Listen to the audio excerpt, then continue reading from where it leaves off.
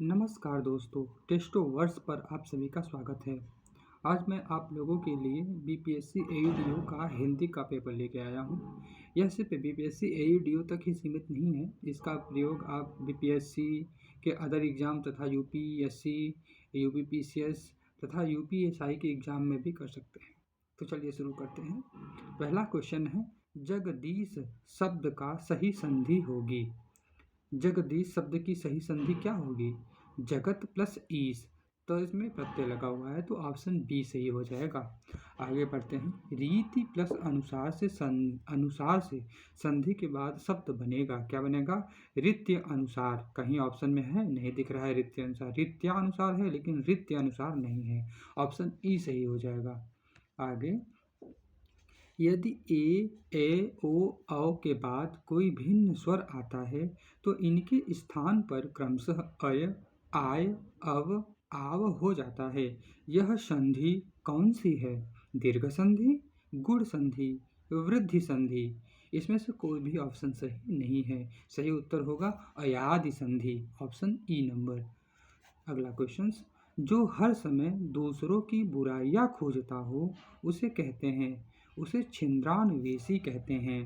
अगला क्वेश्चन, अनिल अनल का सही अर्थ देने वाला शब्द युग्म है। अनिल माने वायु, अनल माने अग्नि, तो सही अर्थ क्या हो जाएगा? वायु और अग्नि। अगला क्वेश्चन, अंश अंश शब्द युग्म का सही अर्थ बताइए। तो अंश जिसमें सीटी वाला स लगता है उसका मतलब होता है हिस्सा। अंश जिसमें श्रोता वाला स लगता है उसका मतलब होता है कंधा। अगला क्वेश्चन, निम्नलिखित में से कंकाल शब्द का अर्थ कौन सा है? कंकाल, इसे हम हड्डियों का ढांचा कहेंगे, ऑप्शन बी नंबर। अगला, निम्नलिखित में से कौन सा शब्द हंस की जगह प्रयुक्त नहीं किया जा सकता है? सूर्य किया जा सकता है, योगी किया जा सकता है, श्वेत किया जा सकता है। ये सभी हंस के अनेकार्थी शब्द हैं, अतः सही उत्तर ऑप्शन ई होगा। अगला, निम्नलिखित में से कौन सा शब्द अग्नि का पर्यायवाची है? अग्नि का पर्यायवाची पावक है। क्या है? पावक, ऑप्शन सी। आगे, गेह शब्द का पर्यायवाची है गृह, गर्धव, व्योम। सही उत्तर होगा गृह, ऑप्शन ए नंबर। आगे चलते हैं। मानवीय शब्द का विलोम है दैवीय, दानवीय, सांसारिक। सही उत्तर होगा दानवीय। अगला क्वेश्चन, अधम का विरुद्धार्थी शब्द दिए गए विकल्पों में से कौन सा है? यानी विलोम शब्द पूछ रहा है।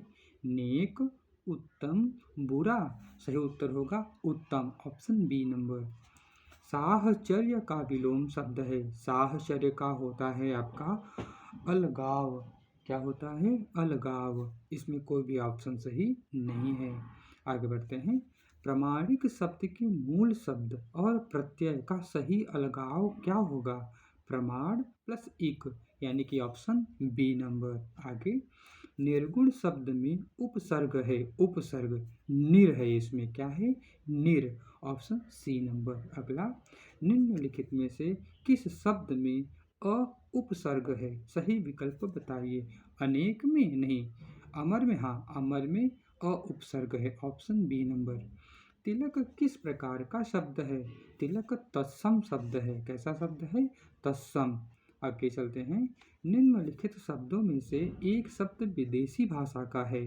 कौन सा? प्रतिबिंब नहीं, यह संस्कृत का शब्द है। कुसुम नहीं, यह भी संस्कृत का शब्द है। हाथी नहीं, यह हिंदी भाषा का शब्द है। यानी कि इसमें से कोई भी ऐसा ऑप्शन नहीं है जो विदेशी भाषा का हो। आगे चलते हैं। हिंदी भाषा में निम्नलिखित में कौन सा शब्द पुर्तगाली भाषा से लिया गया है?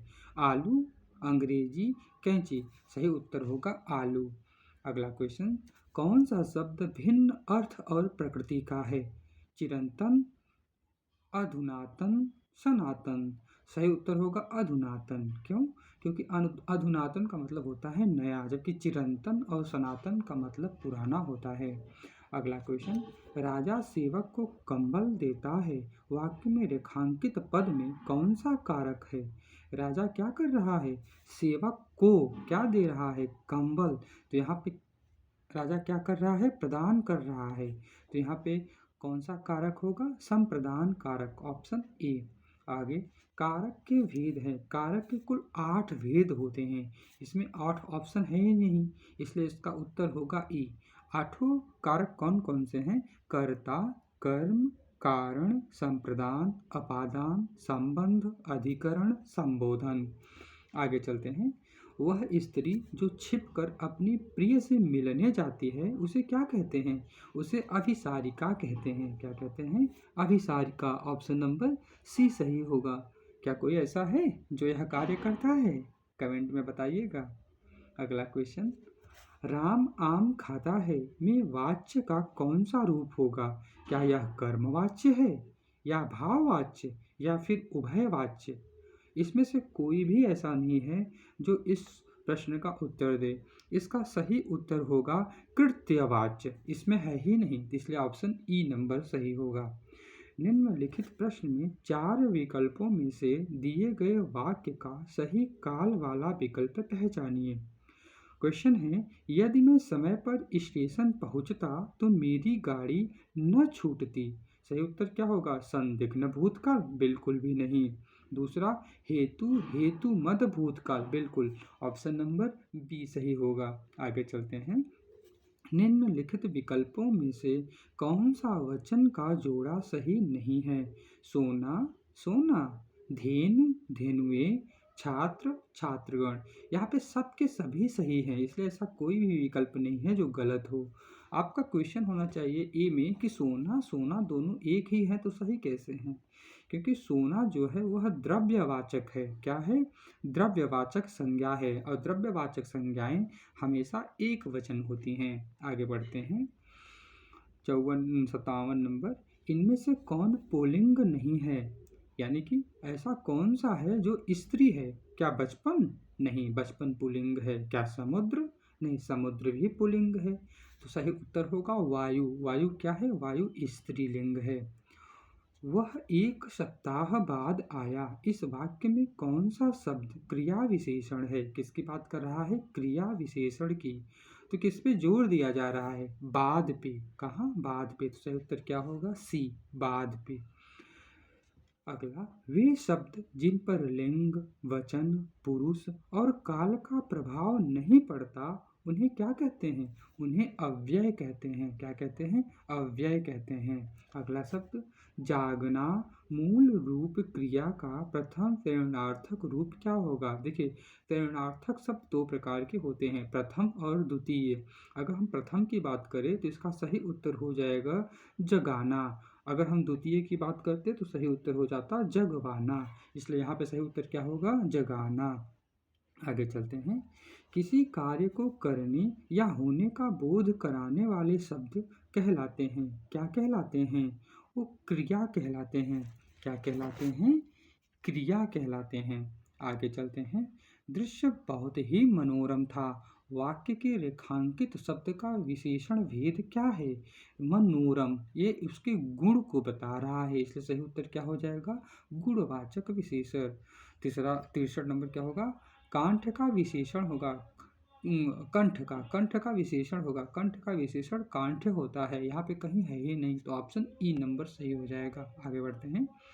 वह बहुत अच्छा लड़का है। वाक्य में वह कौन सा सर्वनाम है? वह निश्चयवाचक सर्वनाम है।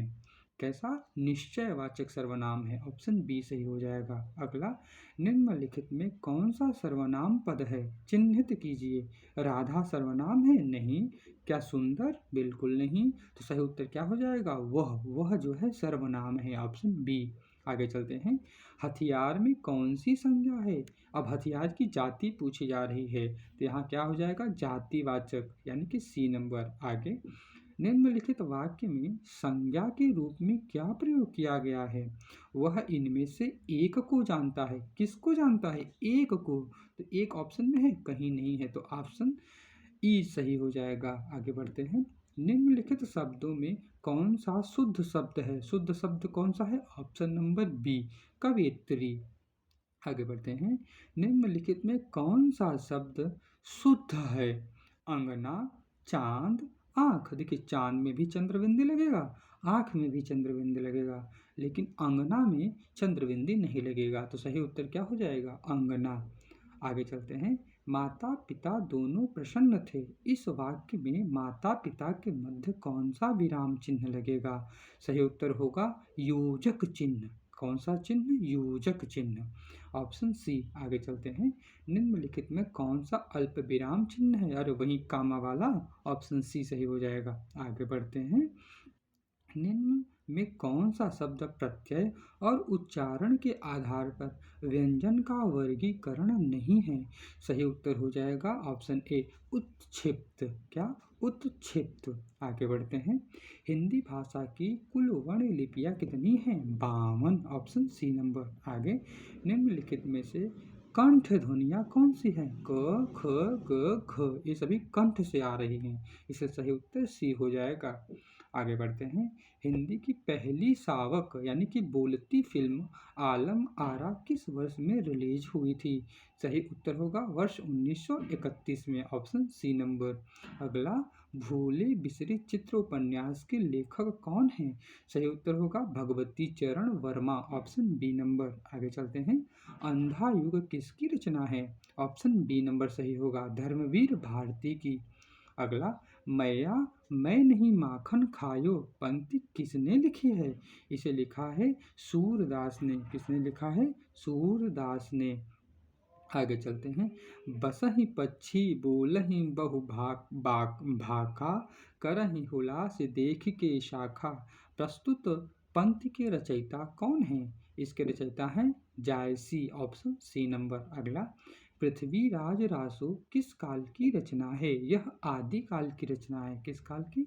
आदि काल की रचना है। अब देखिए गद्यांश आ गया है और गद्यांश को हम पढ़ेंगे, फिर 81 से 83 के बीच में उत्तर देंगे। गद्यांश है। लक्ष्मण ने अकृत्रिम भ्रातृ स्नेह के कारण अपने बड़े भाई का साथ दिया। उन्होंने राजपाट छोड़कर अपना शरीर रामचंद्र को अर्पण किया। यह बहुत बड़ी बात है, पर उर्मिला ने इससे भी बढ़कर आत्मोत्सर्ग किया। उसने अपनी आत्मा की अपेक्षा अधिक प्यारा अपना पति राम जानकी के लिए दे डाला, और यह आत्म सुखोत्सर्ग उसने तब किया जब उसे ब्याह कर आए हुए कुछ ही समय हुआ था। उसने अपने सांसारिक सुख के सबसे अच्छे अंश से हाथ धो डाला। जो सुख विवाहोत्तर उसे मिलता, उसकी बराबरी 14 वर्ष पति वियोग के बाद का सुख कभी नहीं कर सकता। नवदृढ़त्व को प्राप्त होते ही जिस उर्मिला ने रामचंद्र और जानकी के लिए अपने सुख सर्वस्व पर पानी डाल दिया, उसी के लिए अंतरदर्शी आदि कवि के शब्द भंडार में क्या दिखती है? दरिद्रता। चलिए क्वेश्चन पे चलते हैं। क्वेश्चन है, लक्ष्मण राम के साथ वनवास के लिए क्यों गए? क्या रामचंद्र की सेवा के लिए? नहीं। दूसरा, पिता की आज्ञा के कारण। पिता की आज्ञा तो इनको मिली ही नहीं थी। तो तीसरा, भाई के प्रति अत्यधिक प्रेम के कारण। यह ऑप्शन सही है। आगे बढ़ते हैं। लेखक को किस बात का दुख है? लेखक दुख देता है कि इतने कुछ होने के बाद भी उर्मिला ने इतना त्याग किया, लेकिन जो लेखक हैं उन्होंने उर्मिला के विषय में ज़्यादा कुछ नहीं लिखा। इसलिए ऑप्शन ई सही हो जाएगा। क्यों? क्योंकि इसमें लेखक के दरिद्रता संबंधित बात कही ही नहीं गई है। आगे, उर्मिला ने क्या बलिदान नहीं दिया? लक्ष्मण से विवाह किया। क्या यह बलिदान था? बिल्कुल नहीं, यह बलिदान नहीं था। इसलिए ऑप्शन ए सही होगा। आगे बढ़ते हैं। नोटिफिकेशन शब्द का हिंदी रूपांतरण है। नोटिफिकेशन का हिंदी रूपांतरण होता है अधिसूचना। क्या होता है? अधिसूचना। इसमें कहीं अधिसूचना है? नहीं, सूचना भर है। तो ऑप्शन ई नंबर सही होगा। आगे, कोई कमाए कोई खाए, इसके अर्थ को दर्शाती सही लोकोक्ति निम्न में से कौन सी है? इसका सही उत्तर होगा अंधा पीसे कुत्ता खाए। अगला होगा, आटे दाल का भाव मालूम होना। क्या? आटे दाल का भाव मालूम होना। इसका सही जो है उत्तर क्या होगा? इसका सही उत्तर होगा कष्ट का अनुभव होना। क्या इसमें कहीं है? बिल्कुल भी नहीं है। इसलिए इसका उत्तर ई होगा। आगे, अंधे के हाथ बटेर लगना कहावत का आशय क्या है? इसका उत्तर होगा किसी अयोग्य व्यक्ति को महत्वपूर्ण वस्तु प्राप्त हो जाना। सही उत्तर बी होगा अगला। झरनों का पानी अलंकार बताना है। झरनों का पानी लेकर गज छिड़क रहे मतवाले, मानो जल बरस रहे हो सावन घन काले काले। यहाँ पे कौन सा अलंकार है? यहाँ पे अलंकार जो है वह है उत्प्रेक्षा अलंकार। क्या कोई ऑप्शन में है? बिल्कुल भी नहीं। तो ऑप्शन ई सही हो जाएगा। आगे, माला फेरत जुग भया फिरा न मन का फेर, कर का मन का डार दे मन का मन का फेर। इस दोहे में कौन सा अलंकार है? देखिए, कोई एक शब्द है जो बार बार आ रहा है, इसलिए सही उत्तर क्या हो जाएगा? यमक अलंकार। आगे बढ़ते हैं। तरन तनूजा तट तमाल तरुवर बहु छाए, पंत में कौन सा अलंकार है? यहाँ पे कोई एक वर्ण बार बार आ रहा है, वर्ण क्या है? तो इसलिए कौन सा अलंकार हो जाएगा? अनुप्रास अलंकार। इनमें से 16 मात्राओं वाला छंद कौन सा है? वह है चौपाई। आगे बढ़ते हैं। अखिया हर दर्शन की भूखी, कैसे रहे रूप रस रांची, ए बतिया सुन रूखी। उपर्युक्त पंक्तियों में कौन सा रस है? इसमें विरह की बात दिख रही है, विरह भी और श्रृंगार भी। सही उत्तर क्या हो जाएगा? वियोग श्रृंगार रस। आगे बढ़ते हैं। भारत के रस सूत्र में निम्नलिखित में से कौन सा उल्लेख नहीं है? विभव, अनुभव, विभाव, अनुभाव, स्थायी भाव। सही उत्तर होगा स्थायी भाव नहीं है, ऑप्शन सी। आगे बढ़ते हैं। निम्नलिखित में से सही वाक्य चुनिए। श्री कृष्ण के अनेकों नाम है, नहीं गलत, श्री कृष्ण के अनेक नाम है, ये सही होगा। आगे बढ़ते हैं। आपका पत्र संध्यावाद मिला, यह गलत है, सही उत्तर होगा सी, श्री कृष्ण के अनेक नाम हैं। आगे बढ़ते हैं। 95 नंबर। मिश्र वाक्य बताना है। मेरे आते ही वर्षा होने लगी, क्या यह सही है? बिल्कुल भी नहीं। आगे, ज्यों ही वह घर से निकला वर्षा होने लगी, हाँ यह सही है। आगे बढ़ते हैं। तुम कहाँ जा रहे हो? वाक्य का प्रकार स्पष्ट कीजिए। विधिवाचक वाक्य है? बिल्कुल नहीं। प्रश्न पूछा जा रहा है, कहाँ जा रहे हो? तो सही उत्तर क्या हो जाएगा? प्रश्नवाचक वाक्य। आगे, इष्टाध्यायी शब्द में कौन सा समास है? बहु, व्रीहि, द्विगु, कर्मधारण। सही उत्तर क्या हो जाएगा? सही उत्तर हो जाएगा द्विगु समाज। कौन सा? द्विगु समाज। क्यों? क्योंकि यहाँ पे इष्टाध्यायी 8, चौपाई 4, पंचवट 5 जैसे शब्द आ रहे हैं। आगे, गौशाला में कौन सा समाज है? गौशाला में तत्पुरुष समाज है। कौन सा? गौशाला में संप्रदान तत्पुरुष समाज है, संप्रदान तत्पुरुष समाज, यानी कि इसमें ऑप्शन ई नंबर सही हो जाएगा। आगे, अनुरूप में कौन सा समास है? अनुरूप, अनुरूप में जो समास है वह है हमारा जो है, एक मिनट, तत्पुरुष, गौशाला तत्पुरुष, इसमें ए सही होगा। और अनुरूप में जो हमारा समास होगा वह होगा हमारा जो है अव्ययी भाव समास। इसमें कहीं ऑप्शन ही नहीं है अव्ययी भाव समास में, इसलिए इसका ऑप्शन ई सही होगा। आगे, जिसके पास कुछ भी ना हो, वाक्यांश के लिए एक शब्द है, क्या? अकिंचन। सही उत्तर क्या होगा? अकिंचन। इस प्रकार हम 100 क्वेश्चन अभी देख लिए हैं हिंदी के।